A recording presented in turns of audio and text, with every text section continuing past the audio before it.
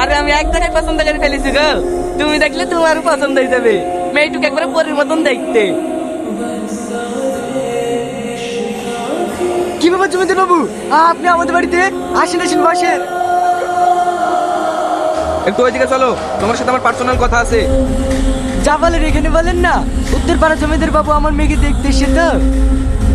এই শোন, আমার যে জিনিসটা পছন্দ হয় সেই জিনিসটা আগে নিয়ে লেগে চল যাও। তোর ঘৃণা লাগে না?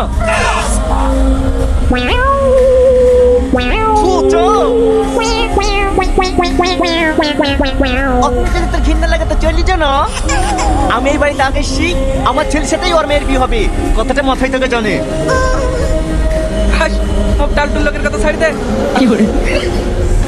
শোনো রিয়াজ ভাই, আমার ছেলের সাথে তোমার মেয়ের বিয়ে দেবো, 1 টাকাও দেনা পাওনা লাগবে না, শুধু তুমি রাজি কিনা তাই বলো। হ্যাঁ অবশ্যই অবশ্যই। মানে তুমি এখন আমার ছেলের সাথে বিয়ের কথা ফাইনাল করি, আবার কথা পাঠাচ্ছ মানে? দেনা পাওনা লাগবে না বলছে তো। ঠিক আছে ঠিক আছে, আমার কোনো দেনা পাওনা লাগবে না। দরকার হলে আমি তোমাকে 1 বিঘে জমি দেবো, কিন্তু আমার ছেলের সাথে তোমার মেয়ের বিয়ে দিতে হবে। হ্যাঁ হ্যাঁ অবশ্যই।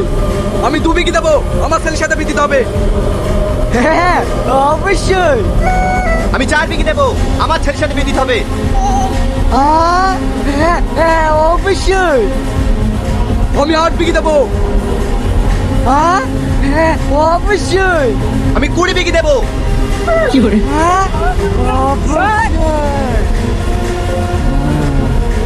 কত বিঘে উঠলো?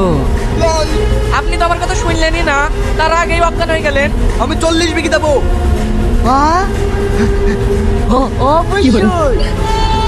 বাবু, তুমি তো বিটা বদব করে লাফাইছো, এই বিটা পরে মদ আছে কিনা সেটা তো আগে দেখবা।